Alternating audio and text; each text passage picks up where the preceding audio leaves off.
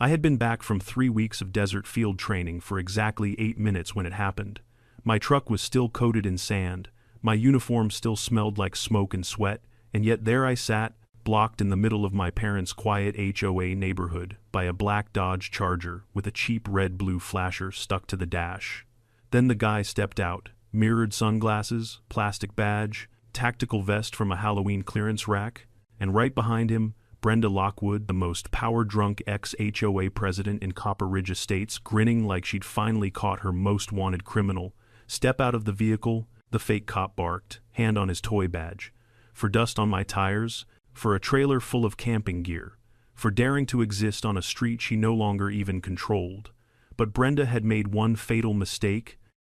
If she'd glanced in her rearview mirror just once, she would have seen what was coming up the hill behind me. A full military convoy of soldiers who knew exactly who I was, and they were about to surround her entire operation. Before we dive in, tell me where you're watching from and what time it is there. And if you've ever dealt with an out-of-control HOA, hit subscribe so you don't miss how this ends. You'd think after 3 weeks in the desert, sleeping 4 hours a night, eating protein bars shaped like punishment, and running drills until my legs forgot what mercy felt like, I'd get at least one peaceful drive home. 1 hour, one neighborhood, one street where nobody was trying to yell orders at me, Copper Ridge Estates. The place my parents had called home for nearly 20 years had always been a little particular. Nice lawns, trimmed hedges, matching mailboxes, the whole curated, polished, HOA-approved aesthetic. But I grew up here. I knew where the neighborhood ended and sanity began. I also knew exactly who had poisoned that line for the past 5 years. Brenda Lockwood. Brenda wasn't just a Karen, she was evolution's final form of one. She didn't walk, she marched. She didn't speak, she announced. And she didn't enforce rules. She created them out of thin air, taped them to people's doors, and dared anyone to question her printer's authority. And yet, earlier this year, something miraculous happened. She was voted out. Not by a slim margin, not quietly. The neighborhood practically threw a parade. I was overseas when the vote happened, but my dad emailed me the update with the subject line, "The dragon has fallen." So, imagine my surprise today, rolling into the neighborhood sunburned and exhausted, seeing new flyers taped to every lamppost. Neighborhood Patrol Authority active. Enforcement checks in progress. Report suspicious vehicles immediately. The font was bold, the grammar was questionable, and the signature at the bottom, Director Lockwood, was unmistakable. She wasn't just refusing to accept her defeat. She had escalated. I remember shaking my head and muttering, "Not today, please, not today." But the universe must have heard me and thought, challenge accepted, because that's when the Dodge Charger screeched in front of me, sideways across the road like he was boxing in a cartel smuggler. I wasn't even fully in the neighborhood yet. I was still driving down the hill, waving mentally at the houses I recognized, looking forward to Mom's casserole and Dad's stories about his tomato garden being under siege by rabbits. A peaceful homecoming, and instead, I got this circus. The Charger landed with a jerk, tires squealing, and out stepped the man who would become internet famous in under 48 hours, Dale Mercer. Picture a mall cop, now remove his training, then swap out his confidence for something he copied from a TV show. That was Dale. His sunglasses were so reflective, I could see my own annoyed expression in them. His vest didn't fit, his badge, NHP, Neighborhood Patrol Authority, looked like something ordered from an online costume shop at 2 a.m., and right behind him, descending like a queen to witness her own coronation, came Brenda Lockwood. She had the same tight ponytail, the same pastel cardigan, the same "I hold dominion over all I see" posture. I swear she had a notebook in her hand before she even reached my window. She lived for this. She breathed this. Chaos and control her twin oxygen tanks. I took a slow sip of my warm lemon water and lowered the window halfway. I wasn't in the mood for theatrics, and I certainly wasn't about to entertain a fake traffic stop staged by a woman who once tried to fine my dad for having non-compliant garden gnomes. Dale cleared his throat like he expected me to salute. "Sir, you're being stopped for a community safety inspection," he said. "Is that so?" I replied flatly. "I'll need to see your license, registration, and military ID." I blinked once, and what jurisdiction is asking for that? "This neighborhood," Dale said, puffing his chest. "We're the designated enforcement officers, your HOA police." I said. Neighborhood Patrol Authority, he corrected. Like that made it less ridiculous. Behind him, Brenda smirked. She'd found someone gullible enough to wear a vest for her. Lord help us all. Then she stepped forward and pointed at my tires. There, she said, dirt residue. That's a violation of our roadway appearance standards. Brenda, I replied, that is how dirt works. She didn't even blink. Your trailer is unvetted, she continued. Your vehicle is unwashed. You're entering the community in an unacceptable condition. I opened both hands. I've been in the desert for 3 weeks, and that, she said sternly, is not this neighborhood's problem. I swear to you. I felt my soul attempting to leave my body. Dale took a step closer, hand near a radio clipped to his vest that wasn't even turned on. Sir, step out of the vehicle. No, I said simply. His eyebrows shot up. Brenda's lips parted in triumph, as if she thought she had just won something. Dale, she said sharply. He's being non-compliant. Detain him. Detain him. She said that unironically, in the middle of a suburban street, with a man whose badge had more reflective plastic than authority. I leaned back, tilted my head slightly, and looked into my rearview mirror. And that's when I saw them. The convoy.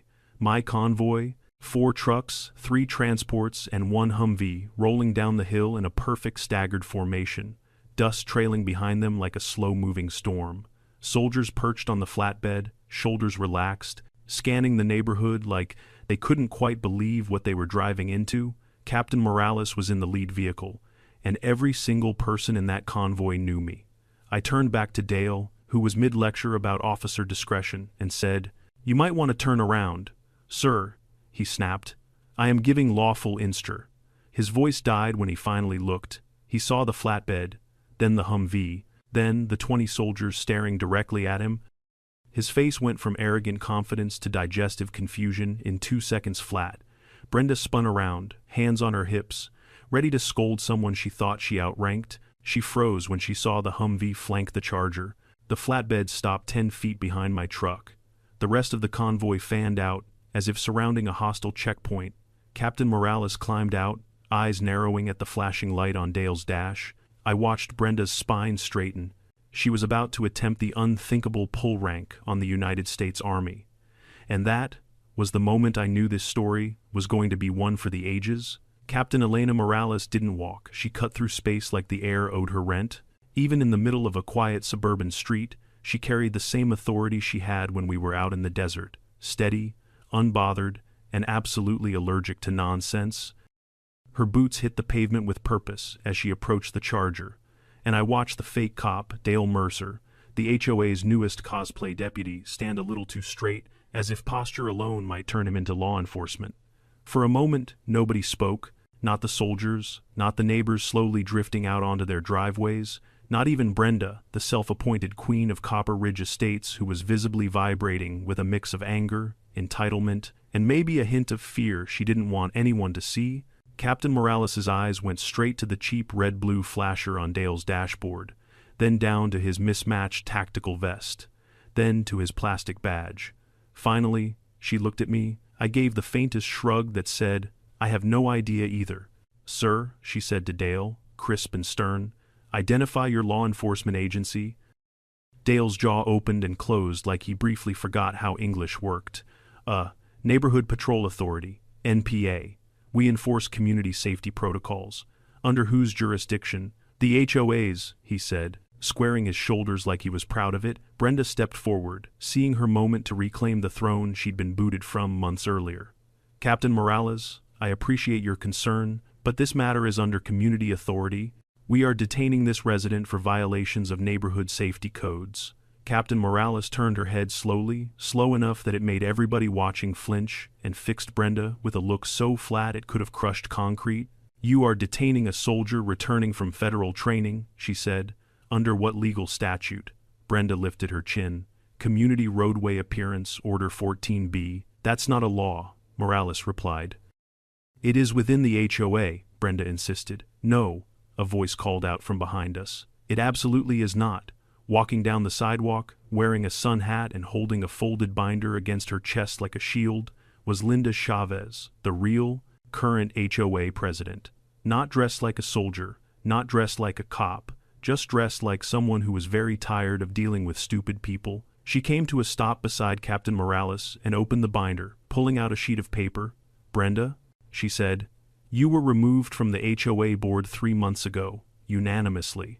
A murmur rippled through the growing crowd of neighbors. Brenda's face turned a shade redder than the clay-tiled roofs behind her. "That vote was illegitimate?" Brenda snapped. "No, it wasn't," Linda corrected calmly.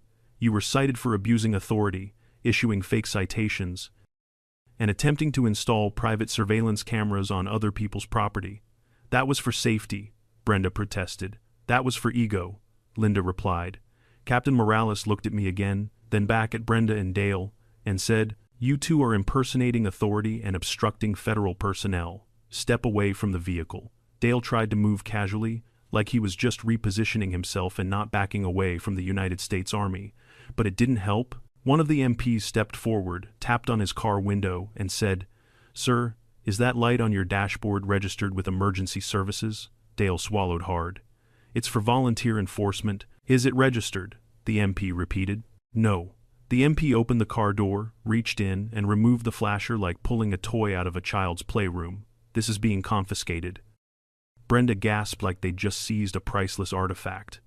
"That's necessary for community safety," she yelled. "No," Morales said. "That's necessary for TikTok." A few soldiers laughed under their breath. Chaos rippled through the neighborhood. People stepped out onto their porches. Phones came out. Voices whispered down the block. "What's happening? Is that Brenda again? Is that the army?" A kid on a scooter yelled, "Mom, Brenda's getting arrested," which wasn't technically true, but emotionally accurate. I stayed in my truck, watching the entire HOA apocalypse unfold from the best seat in the house. Then Brenda, poor delusional Brenda, made the biggest mistake yet. She marched right up to the captain, actually marched, and pointed a trembling finger at me. "This man refused to follow my lawful commands," she declared. "He endangered my community and undermined my authority, and I want him cited immediately." Captain Morales inhaled slowly. It wasn't anger, not yet. It was the kind of breath you take before delivering a reality check. Someone won't survive emotionally. "Ma'am," she said, "you have no authority." "Yes, I do," Brenda barked. "I was elected to protect this community from people like him." "You were removed," Linda repeated. "No, I was not." Linda sighed and held up the official removal document like a teacher, forcing a stubborn child to read the rules out loud. Brenda lunged for it. Linda pulled it back. The crowd actually gasped, and that was when Morrison Private First Class Morrison, who had the subtlety of a brick and the patience of caffeine withdrawal, leaned forward on the flatbed and whispered loudly to his buddy, $20 says she tries to run." A few soldiers snorted, and right on cue, Brenda turned, eyes wild, scanning the street for what? An escape route, a sympathetic neighbor, a magical portal out of humiliation. Dale, meanwhile, stood completely still, looking like a kid who knew he was grounded before he even got home. I finally stepped out of my truck, stretching muscles that felt like warm rubber bands. I wasn't planning to get involved, not beyond cooperating with Captain Morales, but Brenda zeroed in on me like I was the final boss in a video game. "You," she snapped. "This is your fault." I blinked. "How is any of this my fault? You brought military vehicles into a private neighborhood. They followed me back from base," I said. "I didn't summon them like Pokemon. You should have notified the HOA." "I tried," I said, "but the HOA president was busy being replaced." More quiet laughter from the soldiers. Brenda's face twisted into something between outrage and constipation. "You mock the authority of this community," she hissed. "He mocks imaginary authority," Morales corrected. That line should have been carved into stone. Then it happened, the moment that would end up replayed thousands of times online. As I moved toward the truck bed to hand Morales my dashcam stick, Brenda stepped directly in front of me, arms spread wide, chest puffed out like she was directing aircraft. "You are not going anywhere," she said. I stopped. "Brenda, no. You will not walk away from an active investigation." "Investigation into what?" I asked. "Dirt. Obstruction," she snapped. "Of what?" "Your feelings." A teenage girl on her bike laughed so hard she nearly fell over. Captain Morales strode toward us. "Ma'am, step aside." Brenda didn't move. "You are obstructing a federal service member," Morales stated. Silence. Brenda still didn't move. And right at that moment, a neighbor across the street yelled, They're filming this for the app. Phones rose higher, more people stepped outside. A dog barked, like even he wanted her to stop. Morales nodded to her MP. Document it, she ordered. The MP lifted his camera. Brenda finally took one grudging step back, but only after realizing this would absolutely end up on the neighborhood group chat, the local Facebook page, and possibly the evening news. I handed over the dashcam drive. Morales reviewed the footage across the hood of the Humvee. Her brows lowered, her jaw set. She didn't say anything at first, but her silence was surgical. She finally spoke without looking up. This is no longer an HOA issue, she said. This is a legal one. And Brenda's kingdom, built entirely on printer paper, threats, and delusion, collapsed faster than a folding chair under a sumo wrestler. Once Captain Morales finished reviewing the first few clips on my dashcam, her expression settled into something I recognized from training, the look of someone calculating consequences. Heavy ones, the kind that don't just fall, they land, hard. Brenda must have sensed it too, because she suddenly stopped shouting and started fidgeting with the sleeve of her cardigan like she wanted to crawl inside it and disappear. Dale stood behind her, rigid, sweating, and looking like a man who desperately wished he had chosen literally any other hobby besides pretend cop. Morales finally looked up. I need statements from both of you, she said to Brenda and Dale. Right now? Dale opened his mouth, then closed it again. Brenda scoffed, folding her arms defiantly. I don't answer to you, she said. This is a private community matter. I answer only to the HOA. Linda stepped forward, eyebrows raised. Brenda, you don't answer to the HOA either. That vote was illegitimate, Brenda shot back, voice trembling. Linda sighed as though she'd practiced for this moment. 10 separate houses filed complaints. The board reviewed all of them. You were removed. Officially? That's not true. Linda turned to the gathering crowd. You all received the notice, right? A ripple of voices confirmed it. Even a few nods came from porches farther down the street. Brenda's eye twitched. She looked like a balloon, slowly losing air. Captain Morales redirected her attention to Dale, who instantly straightened to his full height, unfortunately. That height wasn't very impressive. Sir, Morales said. What agency certified you as Neighborhood Patrol Authority? Dale swallowed. The HOA? Linda shook her head. No, the HOA has no enforcement division. She appointed me, he said quickly, pointing at Brenda as if tossing her under a bus might save him. Brenda gasped. You volunteered. You told me we were part of a sanctioned program, he yelled, voice cracking. You said the sheriff approved it. All eyes snapped back to Brenda. Her smile twitched in and out of existence like a glitch in the Matrix. Morales nodded once to her military police officer. He stepped forward, turning to the crowd. Just so the public is aware, he announced, impersonating an officer or emergency responder is a criminal offense. A gasp rippled outward. Phones lifted higher. A teenager whispered, This is the best day of my life. Brenda clenched her fists. This is harassment. No, Morales corrected. This is accountability. I don't know if Brenda realized the moment she lost the last sliver of control she thought she had. Maybe it was when the MP confiscated the fake flasher from Dale's dashboard. Maybe it was when the neighbors started recording her like she was the main character of a reality show gone wrong. Or maybe it was when her last defender, Dale, publicly threw her under a convoy. But she definitely realized it when Morales gestured toward my truck. Sergeant Walker, she said, may I have the rest of your footage? I removed the second memory card from the dashcam, handed it over, no dramatics, just quiet confirmation that the truth was fully documented. Brenda made a noise somewhere between a groan and a screech. You can't use that. That's invasion of privacy. You obstructed a soldier on a public roadway? Morales replied. Your privacy ended when you created an illegal traffic stop. Dale let out a tiny whimper. Then, as if scripted by the universe itself, a door slammed somewhere across the street, and a familiar voice yelled, She fined me for my door wreath. Heads turned. It was Mr. Collier, a retired Navy chief who'd lived in the neighborhood longer than anyone. He marched forward holding a wrinkled citation, slip in hand. She said my Christmas wreath was emotionally disruptive, he barked. A few neighbors snorted. Someone muttered, She fined my kid for chalk drawings. Morales raised an eyebrow. It appears this is a recurring problem. You have no idea, Linda murmured. And that's when the floodgates opened, like everyone in the neighborhood had been waiting years for this moment. She tried to ban wind chimes. She measured my grass with a ruler. She made me repaint my mailbox because she didn't like the shade of blue. She said my dog was too expressive. It was a chorus no, a symphony of pent-up grievances, each one landing like a nail in the coffin of Brenda's imaginary reign. Brenda's eye twitched violently. She spun toward the crowd, screaming, "I was protecting this neighborhood from what, Mrs.?" Collier yelled. "Birds." That got a full laugh from soldiers, neighbors, even the MP trying to keep a straight face. Brenda's rage boiled over. "You're all ungrateful. If you followed the rules, none of this would happen." Linda stepped closer, voice calmer than should have been legal. "Brenda, there were no rules. You made them up." "You're lying," Brenda shouted. "No," Linda said softly. "You are." I don't know what snapped in her then, but Brenda pivoted sharply and stormed toward me, finger pointed, jaw clenched so tight it could have cracked enamel. "You started this," she screamed. "You brought that convoy here to humiliate me." I raised an eyebrow. "Brenda, I literally just drove home.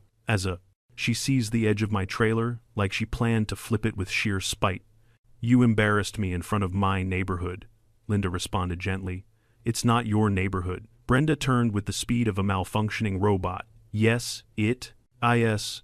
Captain Morales stepped between us before the situation escalated into whatever category comes after absurd. "Ma'am," she said firmly, "you need to step back." Brenda didn't. "Ma'am," Morales repeated. "You are obstructing an active investigation," Brenda shrieked. "I am the investigation." That line will go down in HOA meme history.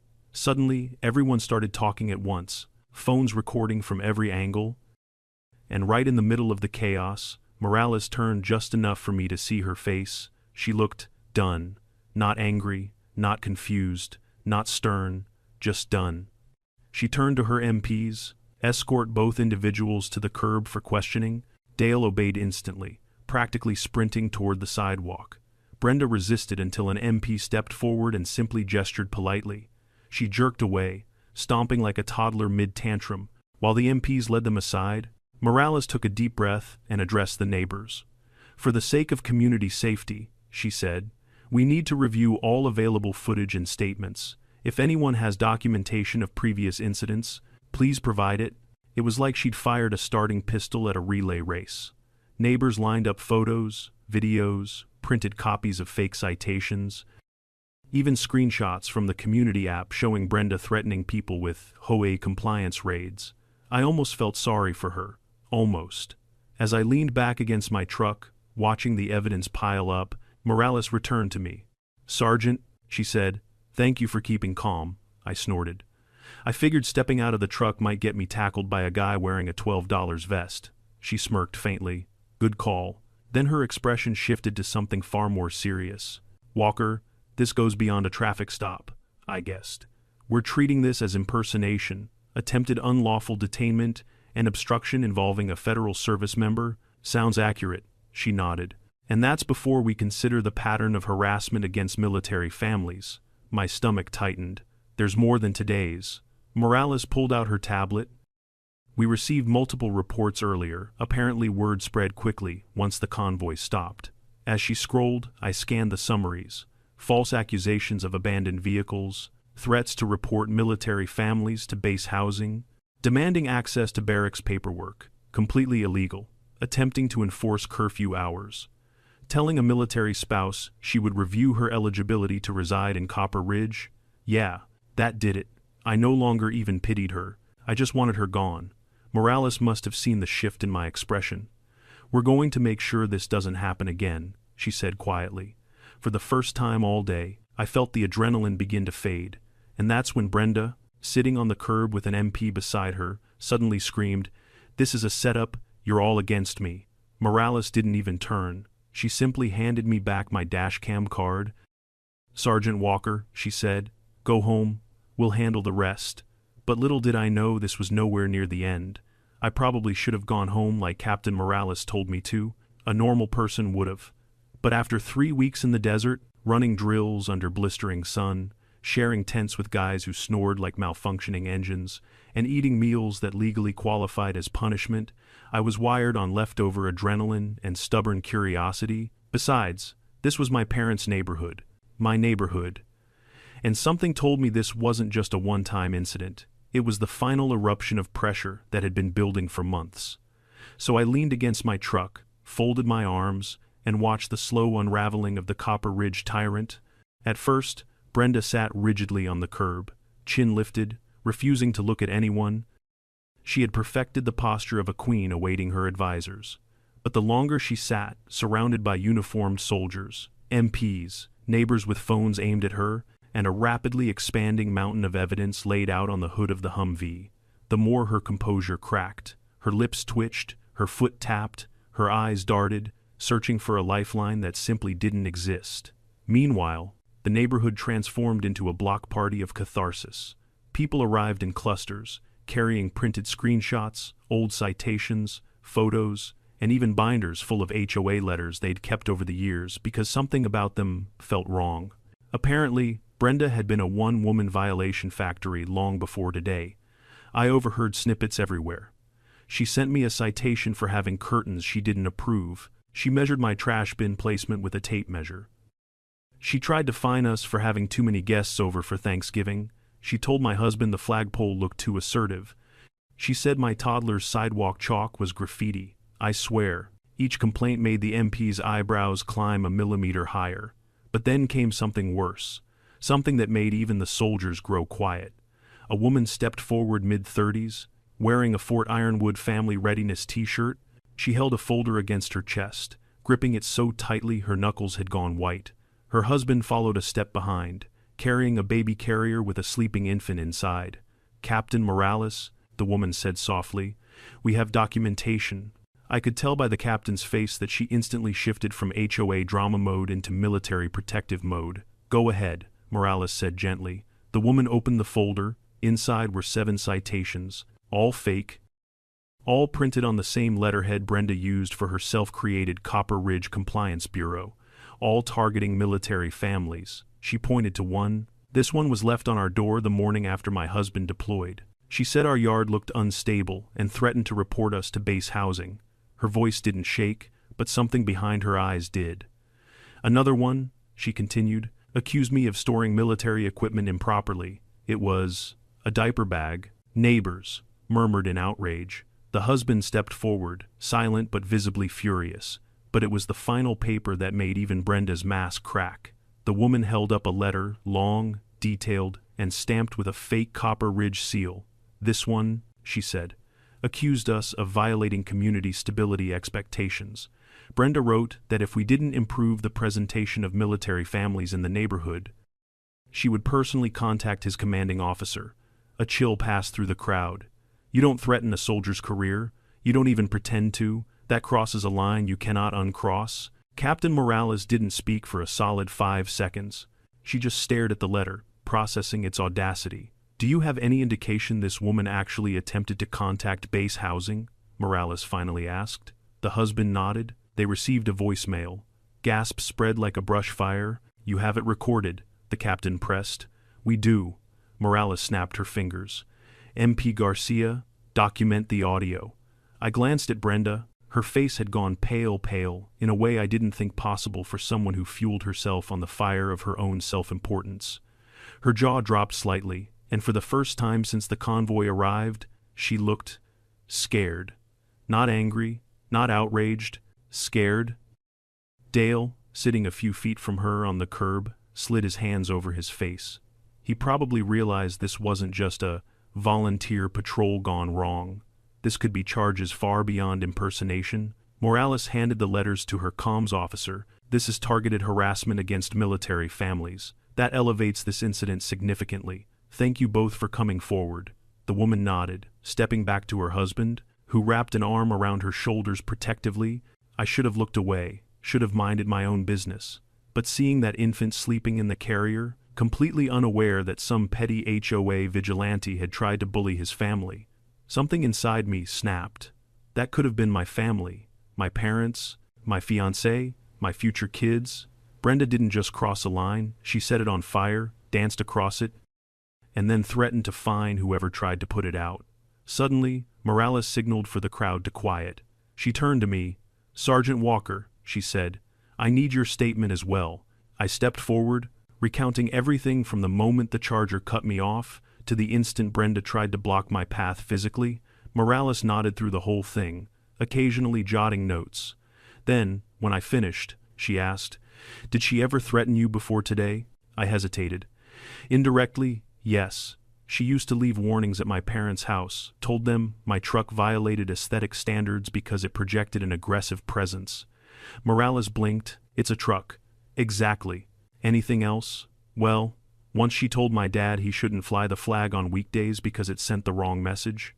The captain closed her notebook very slowly. "Noted." At that exact moment, Brenda surged to her feet, pointing at me with wild desperation. "Lies," she screamed. "Every last one of you. He's manipulating you. They're all manipulating you." She gestured furiously at the neighbors, at the soldiers, at Linda.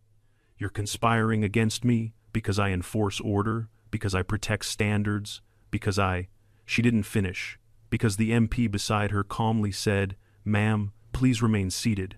"I will not sit," she shrieked. "I am the authority here. I demand recognition. I demand." I didn't know whether to feel secondhand embarrassment or secondhand joy. Then the MP raised his voice, just enough. "Ma'am, sit down." And she did, instantly, like someone unplugged her. As the MP stepped away, I saw Captain Morales exchange a brief look with Linda Chavez, a look that said, "This is not just a neighborhood problem anymore." Morales returned to the center of the street. "Everyone," she announced, "we are coordinating with the sheriff's department. Officers are en route. Once they arrive, we will transfer all evidence and proceed with formal interviews." A neighbor clapped, then another, then a few more. Spontaneous applause. In the middle of the street, because the reign of Queen Brenda the Unhinged was finally, blessedly, cracking apart, Brenda squeezed her eyes shut, shaking her head violently as if refusing to accept reality by sheer force of will. "No," she whispered. "No, no, no. This isn't happening. I did everything right. Everything." The sad part, she believed that, with her whole soul. The even sadder part. Nobody believed her anymore. Not even Dale, who now sat hunched over, elbows on knees, face buried in his hands like a man realizing he'd signed up for a fantasy football league that turned out to be a cult. And yet, the neighborhood wasn't done. An older man stepped forward well into his 70s, wearing a Korean War veteran cap. He held a letter trembling in his hand. "She threatened to have me expelled from the HOA if I didn't remove my flag," he said, voice unsteady. "My wife cried for 2 days." Brenda's eyes shot open. "That was months ago," she yelled. "Let it go." "No," Morales said quietly. "You let it go." Brenda looked up at her blankly. "What? You let go of your authority, months ago, and you couldn't handle it?" Brenda blinked rapidly. Her lower lip trembled, and for the first time all day, she looked truly defeated. Not outraged, not righteous, defeated. But this story wasn't ending here. Because as the sheriff cruisers finally rolled into Copper Ridge Estates, lights flashing, neighbors cheering like they were watching a parade, I realized something. Brenda's downfall wasn't just going to be a neighborhood event. It was going to be a spectacle, a public reckoning, and the beginning of something much, much bigger than a fake HOA cop with a vest from Amazon. The sheriff cruisers rolled in, slow, steady, and beautifully official. Nothing like Dale's dollar store Dodge Charger with its flashing Amazon beacon. The second the real law enforcement arrived, the entire atmosphere shifted. What had been chaotic, almost comedic, suddenly became serious, heavy, consequential. Brenda stiffened on the curb as the first deputy stepped out of his vehicle. He was tall, calm, and carried the kind of presence you can't fake authority, that doesn't need to shout. His badge gleamed under the afternoon sun. I saw Brenda look at it the way a vampire looks at a cross. The deputy approached Captain Morales first. "Captain," he said respectfully, "we got your call. Multiple reports from residents too? Sounds like we've got a situation." "That's an understatement," Morales replied, handing over a folder. "Impersonation of law enforcement, unlawful detainment, obstruction involving a federal service member, and multiple accounts of targeted harassment." The deputy nodded slowly as he flipped through the papers like he was reading the most absurd novel ever written. "Who's the primary?" he asked. Morales gestured toward Brenda. The deputy paused, eyebrows rising. "Her, A soldier in the convoy muttered, "Oh yeah, buckle up, sir." Then Morales pointed to Dale, and him. Dale visibly shrank. The deputy nodded again. "All right. Let's get statements." But Brenda wasn't going down quietly. As the deputy approached, she sprang to her feet like a startled cat. "Before you say anything," she snapped, "I want to make it very clear that these people are conspiring against me. They have been undermining my authority since the moment The deputy lifted a hand. "Ma'am, please calm down." No, I will not calm down. This is my community. I am responsible for maintaining standards, and this," she flung her arm toward me, "this man is the reason all of this is happening." I raised a brow. "Ma'am, I literally just drove home. You brought an army with you? They were already behind me. That's semantics." The deputy exhaled slowly. I could tell he dealt with his share of Karens, but this was the boss level. "Ma'am," he tried again, "I need you to answer a few questions." "No. I will not answer anything until someone acknowledges my authority." "What authority?" Linda Chavez said, stepping forward. "You were removed, officially, legally, democratically." Brenda rounded on her. "You staged that vote?" Linda deadpanned. "Brenda, you threatened my husband with a citation because he left his rake in the yard for 12 minutes? It was unsightly." Brenda exploded. Someone in the crowd snorted. A soldier coughed to disguise a laugh. The deputy blinked hard, trying to maintain composure. "Okay," he said, clapping his hands once. "Enough. Let's separate everyone." Morales nodded. "MPs will handle Walker and witnesses. Deputies handle suspects." "Suspects?" Brenda wheeled around, horrified. "You think I'm a suspect?" "You impersonated law enforcement," Morales said. "I did not." "You gave orders to a civilian using a fake officer? With a fake badge, in a fake vehicle stop." "That wasn't fake." Brenda pointed at Dale. "He was certified." Dale immediately blurted, "I was not certified." Her head snapped toward him, betrayal blazing in her eyes. "You lied to me." "I thought you knew what you were doing," Dale squeaked. "You told me we had sheriff approval," Brenda sputtered. "I said we had unofficial tolerance." "That's not a thing," the deputy snapped. The crowd laughed. Even the toddler on a neighbor's hip giggled. Brenda trembled, shifting from rage to panic. I was acting in good faith. I was protecting everyone. I saw a suspicious vehicle, and an unapproved trailer, and a military presence." "You live next to a base," Morales said flatly. "But he had dirt on his tires," she insisted. The deputy finally lost it. "Ma'am," he said, pinching the bridge of his nose, "every vehicle has dirt on its tires. Not in my neighborhood." He looked at Morales. Morales looked at me. I looked at the sky, wondering if maybe a meteor would feel merciful. The deputy took a breath.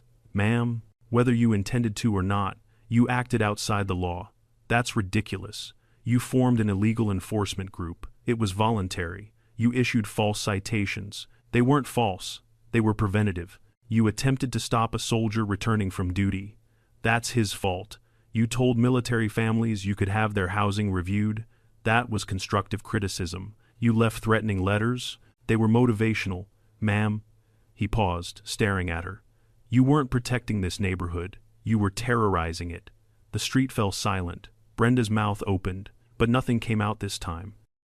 Not even a squeak. It was the moment she realized her shield of imagined authority had shattered, leaving her standing in front of the entire neighborhood with nothing but a cardigan and a bruised ego. Then the deputy turned to Dale. "And you," he said, "anything you'd like to say?"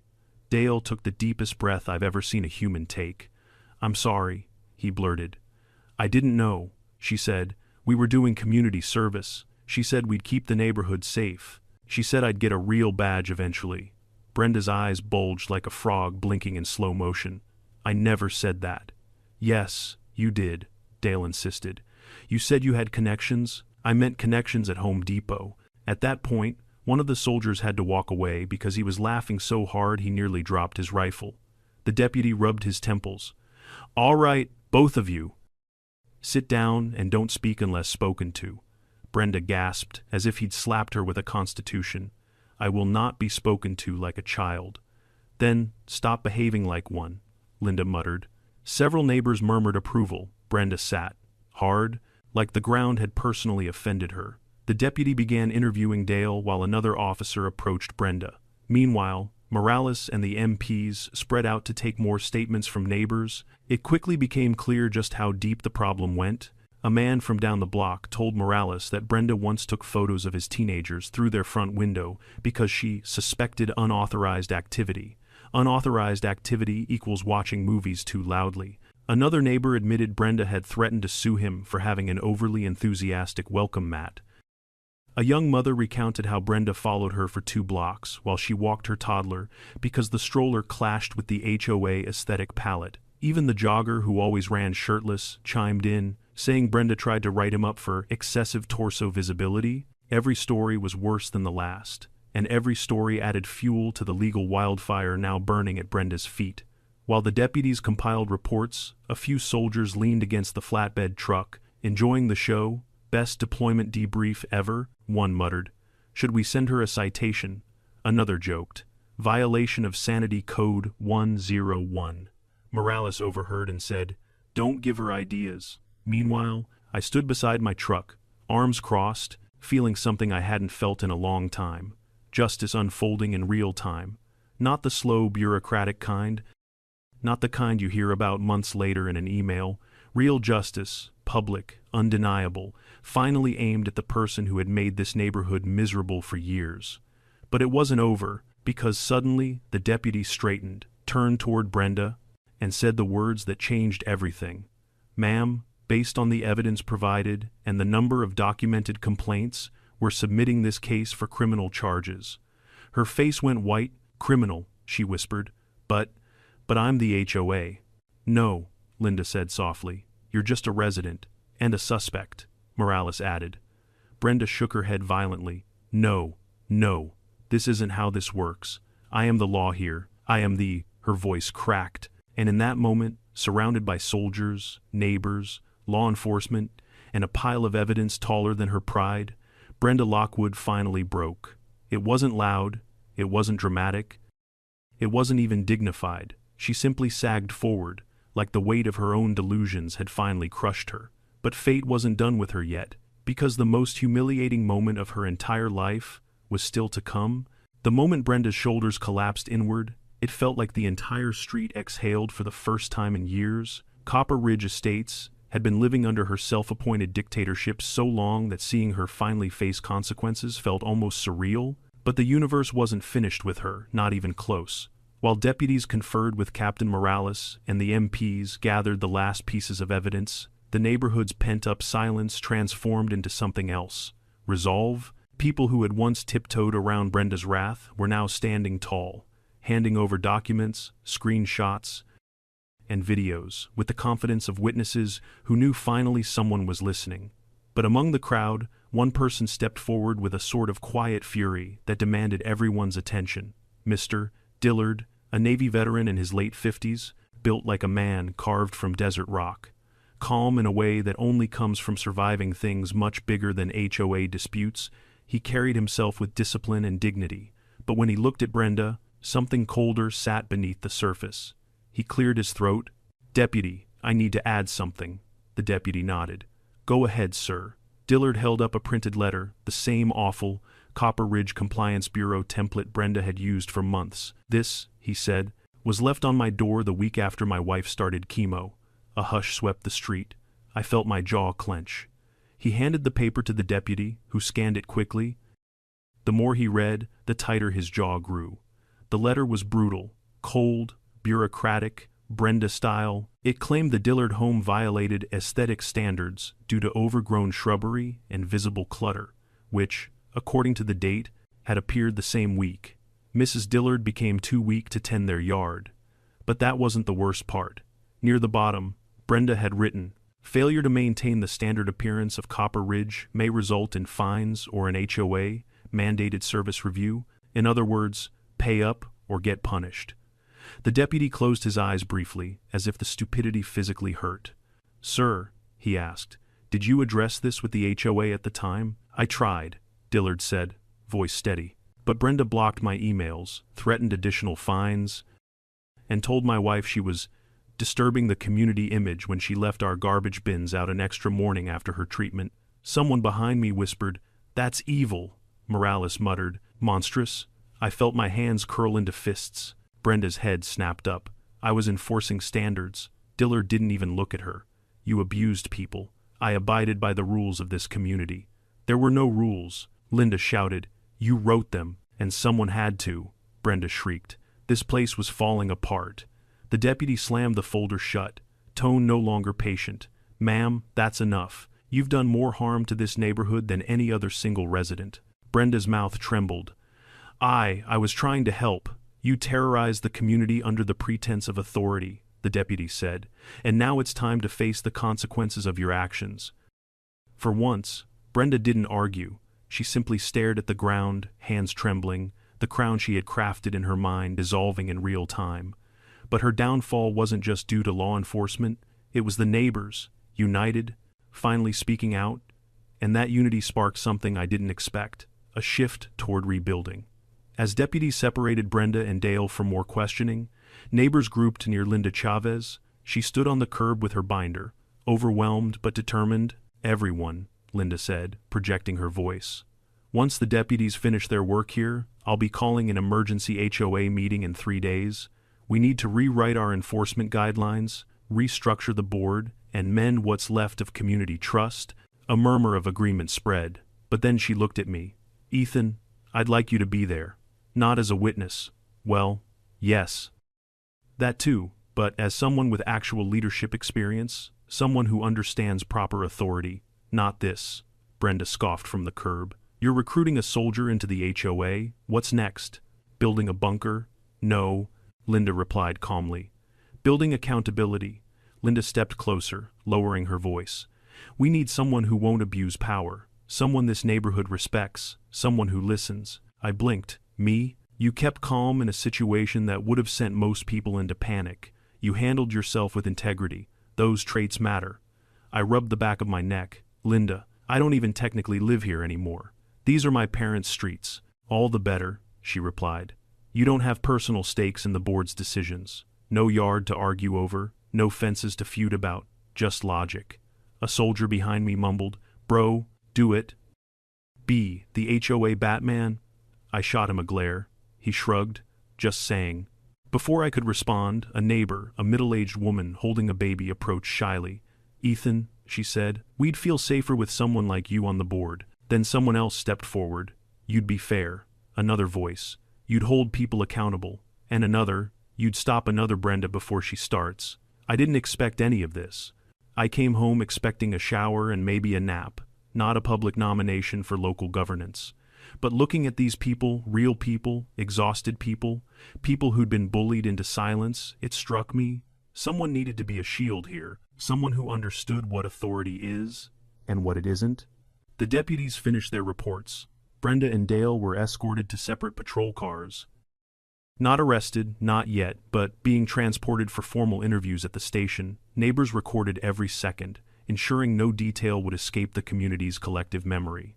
As Brenda stepped into the cruiser, she caught my eye.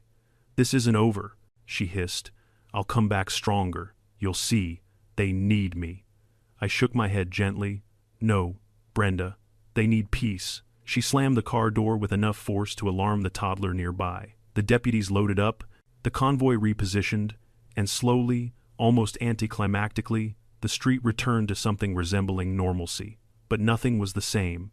Not for me, not for the neighbors, not for Copper Ridge Estates. 3 days later, the clubhouse overflowed with residents. I'll tell that story next. But on that afternoon, as soldiers waved goodbye and drove off, as neighbors thanked Morales and the deputies, as parents scooped up their kids to finally go inside and breathe, I stood alone beside my truck, watching, thinking, processing. This neighborhood didn't just need emergency cleanup, it needed reconstruction of trust, rules, leadership, and for the first time, I actually considered what they'd asked me: serve on the HOA board. Me, an Army reservist, a man who once lost a 2-week battle with a weed whacker, a man who kept his socks in numerical rotation and still couldn't fold a fitted sheet correctly. But the more I thought about it, the more it felt right. Brenda had ruled through fear. Maybe it was time someone ruled through reason. As I got into my truck, my dad walked up from the house. He'd been watching from the porch. He knocked on the window. I rolled it down. You thinking what I think you're thinking? he asked. I sighed. Maybe, he smiled. Good. This place could use a walker running things. You just want someone to stop Brenda from resurrecting herself, I said. That too, he admitted. Then he added quietly, your mom would have been proud. That stuck to me like desert dust. I drove home feeling something rare. Purpose. Not the battlefield kind, the neighborhood kind. And I had no idea just how wild that journey was about to get. 3 days after the Brenda meltdown of Copper Ridge, the community clubhouse looked like it was hosting the Super Bowl of neighborhood drama. Cars lined both sides of the street. People crowded near the entrance, arms folded, clipboards out, ready to witness history. Inside, the folding chairs were pulled out of storage. All of them. Even the mismatched ones they normally hid during HOA potlucks. Every seat was taken. The walls were lined with residents who'd grown tired of living under what my dad jokingly called the regime of Queen Cardigan. I walked in with the same uneasy mix of hope and dread you get right before jumping out of a perfectly good aircraft. Linda Chavez waved me over to the front row. There he is, she said with relief. Our advisor-to-be. I held up a hand. Let's not get ahead of. Too late. Half the room applauded. Great. No pressure. A projector screen stood behind the makeshift podium. Across it, in big bold letters, someone had typed, Emergency AOA Restructuring Meeting, aka the Brenda Aftermath. Someone had added the last line in pen. Linda tapped the mic. Thank you all for coming, she began. As you know, we are here to address the damage caused by the unauthorized actions of one former board member. A voice from the back shouted, Ex-dictator? Another? Neighborhood menace?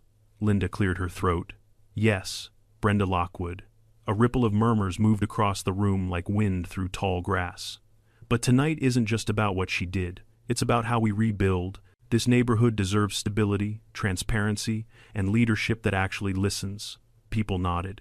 Some even clapped again. Linda gestured toward me, and I've asked someone to join us tonight, someone who showed extraordinary composure and integrity during last week's incident. I could feel my ears turning red. I am not built for public spotlights unless they're headlights on a dusty convoy trail. This is Ethan Walker, Linda continued, and I'd like to officially nominate him as a special advisor to the HOA board. Gasps, applause, a few surprised murmurs. One guy whispered loudly, I'd vote for him for president. Another said, he survived Brenda. He can survive anything, a woman asked her husband. Do you think he'll fix the parking rules? Someone hissed. Shut up, Carol, not now. Linda nodded at me. Ethan, would you like to say a few words? No, I absolutely did not, but I stood up anyway. I walked to the podium, cleared my throat, and felt dozens of eyes land on me like drones locking onto a target. Hi, I said brilliantly, because I have the charisma of a toaster under pressure. So, this wasn't really in my plans. A ripple of laughter. I came home last week expecting a shower and maybe a nap. Instead, I was detained by a man wearing a vest from the clearance easel and interrogated by a woman who thought she outranked the United States Army. Laughter grew louder. But here's the thing, I continued. What happened wasn't funny, not really. It showed something broken, something dangerous. Someone was allowed to wield imaginary power for so long that she forgot what authority even means. Silence settled, heads nodded. Authority isn't about control, I said. It's about responsibility, service, protecting people, not threatening them, and the fact that so many of you came forward with stories, well, that tells me something important. I scanned the room. You were scared to speak, scared to push back, scared of someone who had no real power in the first place. A few people lowered their eyes. That needs to change, I said firmly. And if I can help make sure no one ever gets to play pretend cop again, HOA, or otherwise, then I'm willing to step up. Applause erupted. Not polite applause, real applause. The kind that carries relief and hope and a little pent-up rage. I nodded awkwardly and stepped back. Relieved to escape the podium without having fainted or spontaneously combusted, Linda took over again. Thank you, Ethan. Now, let's get into specifics. The meeting rolled on. Neighbors brought forward a staggering pile of materials, fake citations, intimidating letters, photos of Brenda spying through hedges, video of her measuring a woman's mailbox with a level, screenshots of her threatening to inspect backyards without notice. One guy had footage of her walking around at night with a flashlight and a clipboard like she was hunting raccoons. Linda organized everything with the efficiency of an air traffic controller. By the time we finished reviewing the evidence, everyone unanimously agreed the HOA needed several immediate reforms. No resident may enforce rules physically or verbally, outside official board processes. No patrols, no badges, no lights, period. Any violation must be documented with actual evidence, not personal opinion. No citation may be issued without full board review.